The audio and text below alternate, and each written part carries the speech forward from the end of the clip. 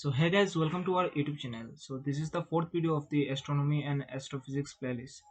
So in the previous three videos we have covered astronomical scale, distance modulus, radiant flux, brightness, apparent magnitude, absolute magnitude, and many more. So in this video we are going to cover trigonometric parallax and stellar parallax. So for any query or communications or requirements, you can mail us on email. So as you know, in astronomy, the stars or astronomical objects situated at a very far distance from us. So how to measure the distance of these astronomical objects situated very far from us? So one such a method is trigonometric parallax. So by this method, this is basically a simple geometric method, and with that simple geometric method, we can measure the distance of a star, which is situated at a huge distance from us. So let's discuss the how this method works. So if you observe a object with respect to a distance background from 2 points, that is viewpoint 1 and viewpoint 2, we will observe that the position of the object has shifted. That is, if we observe that object from point A, then if we observe that object from point B, we will feel that the position of this object is shifted, and this is known as parallax. But actually the position of this object doesn't shift. It appears to be shifted because you observe that object from two different point of observation. So here's the definition of parallax. So parallax is the apparent change in the position of an object due to a change in the location of the observer. That is, when you observe a object from two different point of observation, then the position of that object seems to be changed, and this is known as parallax. So now let's understand the basic geometrical representation or geometrical description of parallax. So let's say that if we want to measure a very far distance object which is situated here, and we observe that object from two point of observation, from here and from here. Now, so if we observe that object from here, then we will, and again if we observe that object from here, then we will feel that the position of that object has changed. So here we will measure the angle. So we call theta by 2, which is known as the parallax angle, and the distance b between the point of observation, that is the distance between this point and this point, is known as the baseline. Now from basic geometry, we can get that for small angle, theta by 2 equal to b by d, where d is the distance of the eyes of the observer. So where b is the distance between the eyes, that is in case of simple observation, that is if you observe this object from one left eye, and then if you observe that object from right eye, then the b will be the distance between the two eyes, and d is the distance from the eyes to the observer, and this is the actual distance of that object from us.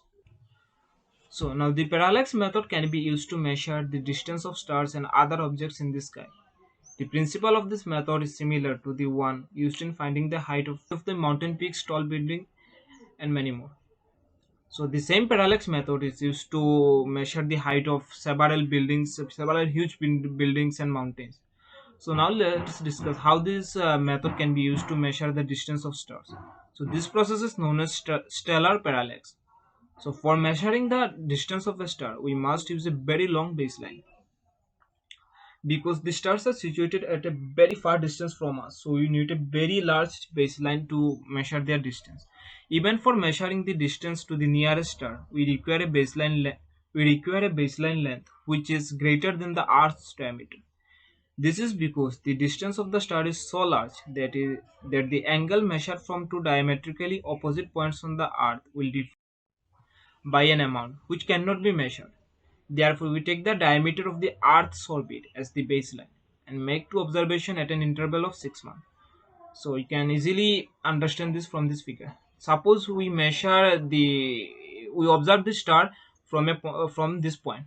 Then we'll again observe this star after 6 months. So here's the sun. Then Earth will shift to a position of this, and we'll again observe that star from here. So we will now get a baseline of Earth's diameter.